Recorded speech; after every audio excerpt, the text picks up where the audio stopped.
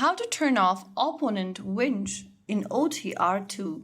Hi everyone, welcome back to another video from Crazy Gamer. Today in this video we are going to be learning how you can turn off an opponent's winch. If another player keeps attaching a winch to your vehicle in OTR 2, then you may be wondering if there's a setting to disable it. Well, here's what you need to know. First of all, launch open the OTR 2 application on your device.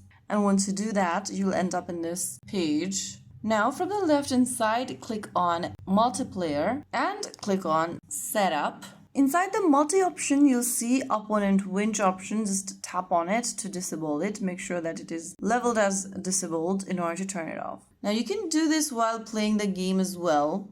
Go ahead and join a single player or multiplayer game. And then once you're inside the game, go to the top left corner and tap on the menu button. Now go to multi option from the top and make sure that this opponent winch is disabled. So these are two different ways you can go ahead and turn off the opponent winch in the OTR 2 game. If you found the video helpful, don't forget to like, share and subscribe to our channel. I will see you again in the next video. Thank you for watching.